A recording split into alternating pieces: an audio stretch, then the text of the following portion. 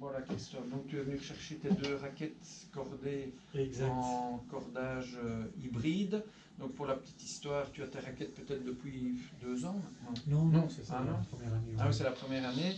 Tu as d'abord joué en monofilament avec un cordage MSV, donc un cordage qui donne une bonne accroche et qui ne se détend pas trop vite, assez fin.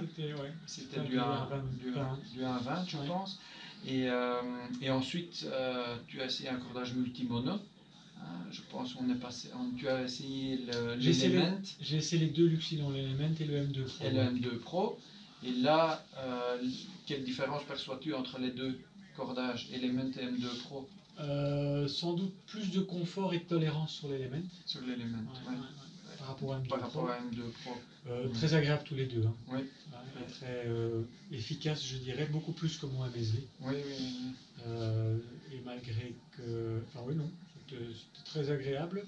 Le Element reste pour moi une vraie référence. Donc, ici, j'essaie des hybrides, mais c'est ça. Si je me défais des hybrides, à mon avis, l'Element restera ton premier choix. Et donc, ici, dans les hybrides, tu as essayé, c'est la 2e fois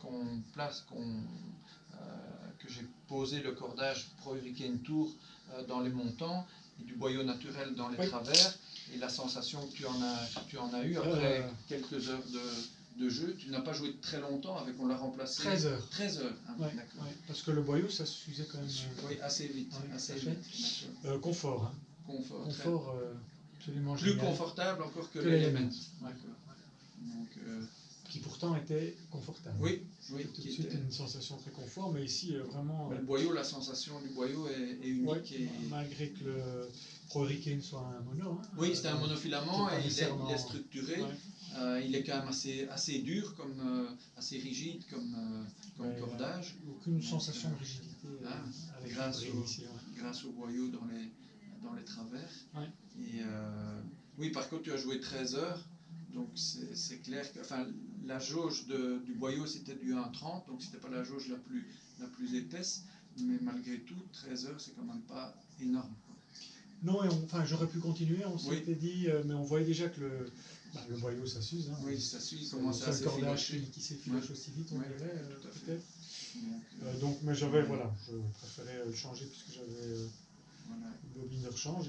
Et puis ici on va essayer l'Alupower Roof, donc rugueux dans les montants, et dans les travers le Super Sense qui est un cordage qui s'apparente, un cordage monofilament mais qui est assez souple et qui se rapproche du boyau, ce ne sera jamais un boyau, mais on verra au niveau souplesse si tu t'y retrouves et les sensations que tu vas oui, parce que en même temps ça permettra d'essayer du Alupower dans les montants, qui est quand même une référence aussi. Oui. Donc, je suis curieux de voir ça. Et le tout est quand même plus abordable. Oui, au niveau coût que le boyau naturel qui est quand même assez cher.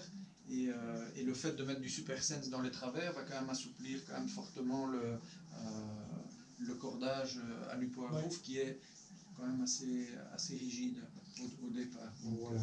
On va l'essayer dès ce soir, on verra ce que ça donne. Le résultat d'ici quelques heures. Voilà, merci pour ton témoignage, Christophe. Avec plaisir.